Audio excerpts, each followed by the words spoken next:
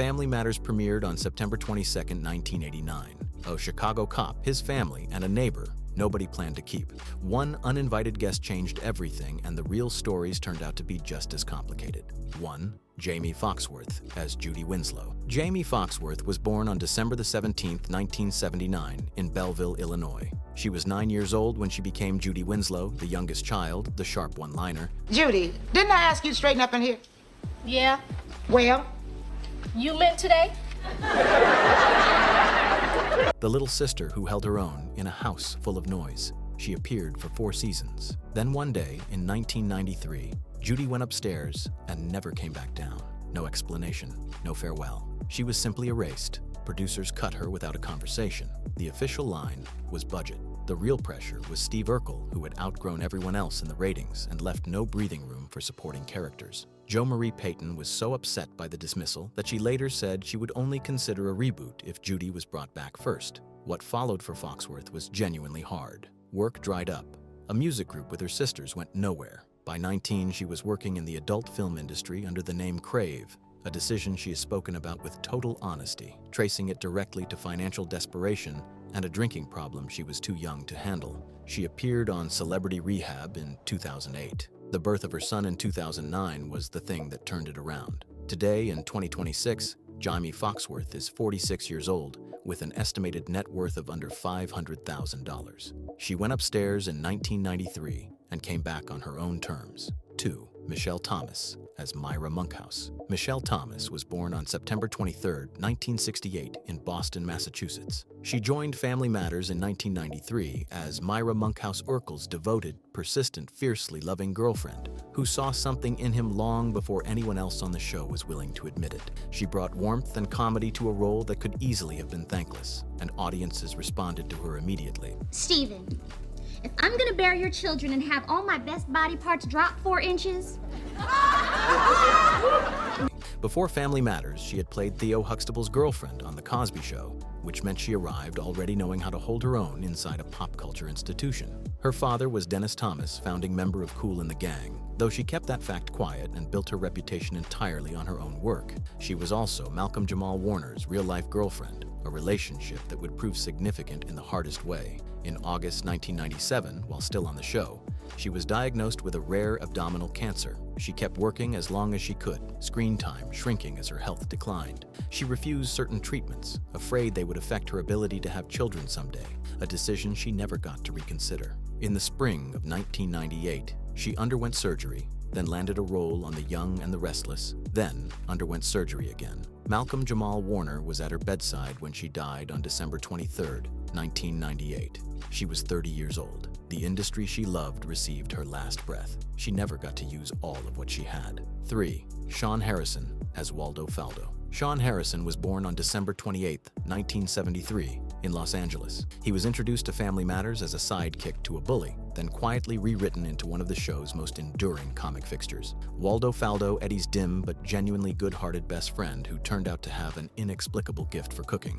He joined the main cast in the 1992-93 season and stayed through 1996 when his contract wasn't renewed. Waldo worked because Harrison played the character with real affection rather than contempt. The joke was never that Waldo was stupid. It was that Waldo was Waldo, operating on a frequency nobody else could access. I don't know why you're so impressed. For God's sakes, man, your father is Zorro. There is a meaningful difference, and Harrison understood it. He reportedly texted Jamie Foxworth before the cast's Entertainment Weekly reunion photo shoot was released to let her know he'd been contacted and to check whether she had too. She hadn't. That small act of loyalty says more about who he is than any credit on his resume. After the show, he made guest appearances on Moshe, Girlfriends, and The Ms. Pat Show, and provided voice work for the animated series Legion of Superheroes. The work has been consistent, if not headline-grabbing. Today, in 2026, Shawn Harrison is 52 years old with an estimated net worth of $1 million.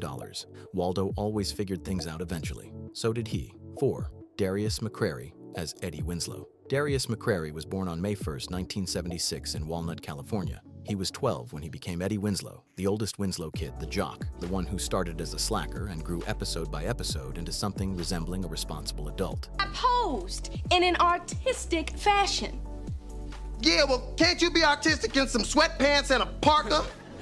He appeared in all 215 episodes. After the show ended, he voiced Jazz in the 2007 Transformers film, joined The Young and the Restless for 2 seasons, and kept working across television and independent film. The personal story is harder to tell cleanly. 3 marriages, all ending in divorce. Abuse allegations from his second wife. In 2015, he was arrested for unpaid child support. In 2017, he told a court he owed $90,000 to the IRS and had been living with family. In 2019, he filed papers claiming he had earned $500 the previous year. In October 2025, he was arrested near the U.S.-Mexico border on a felony fugitive warrant out of Michigan for unpaid child support, held without bail, and ordered extradited. In December 2025, he entered a no-contest plea to the charges and was released. He founded Father's Care, a non-profit focused on helping fathers navigate family court, which reads as either deeply ironic or genuinely redemptive, depending on how generously you're prepared to look at it.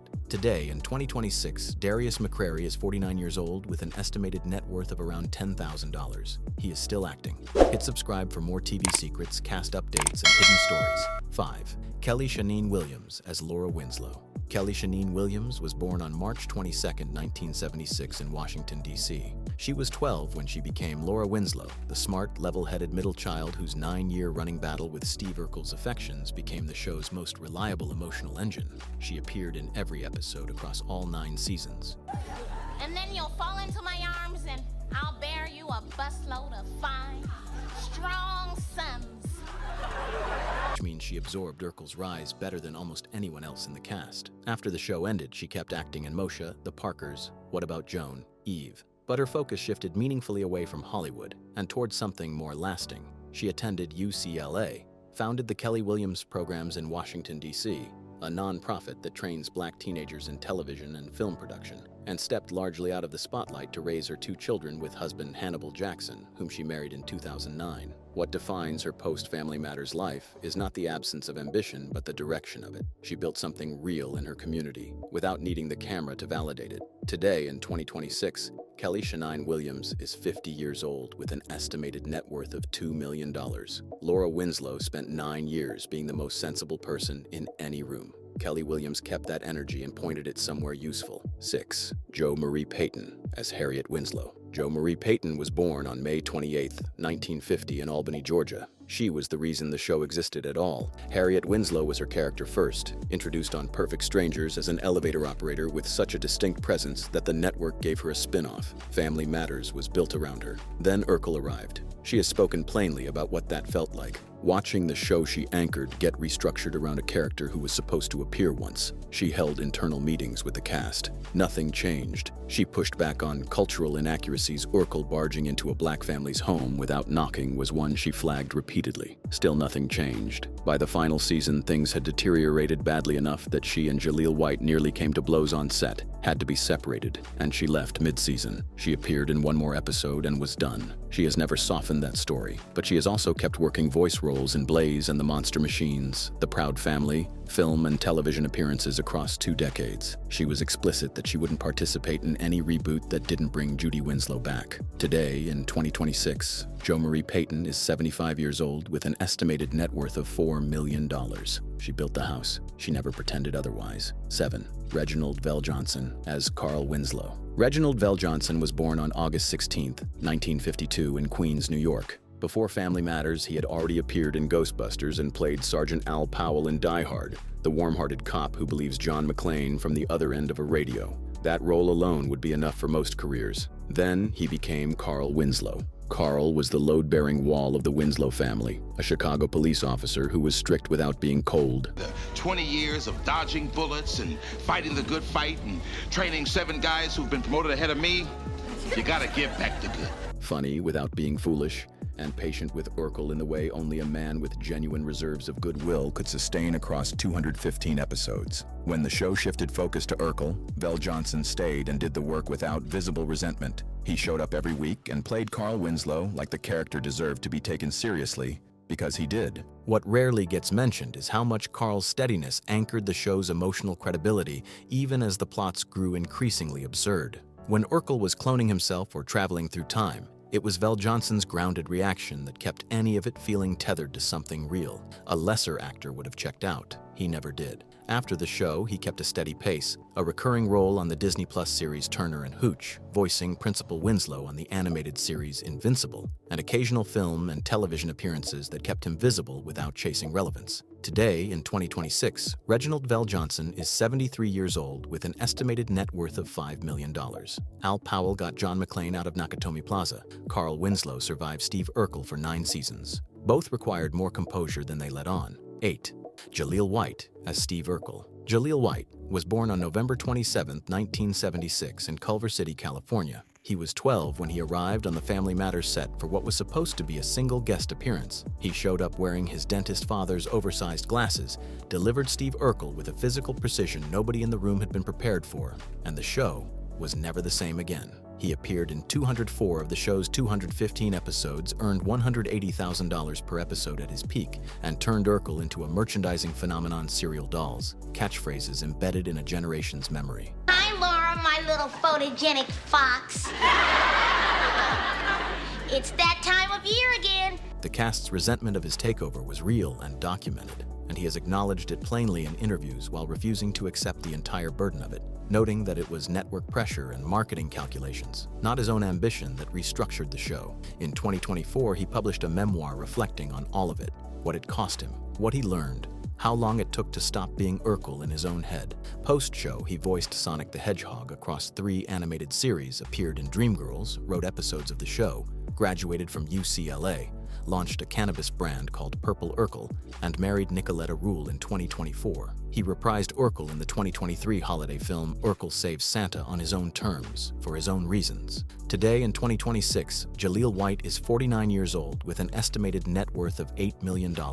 He did that, and then he figured out what to do next. 35 years after that Chicago family opened their door, the people who lived inside it have taken every possible path, from nonprofit founders to felony arrests to cancer wards to cannabis brands. The show looked like a wholesome Friday night ritual. It was carrying a lot more than that. Drop a comment, which story hit you hardest, and hit subscribe, because there are a lot more front doors we haven't knocked on yet.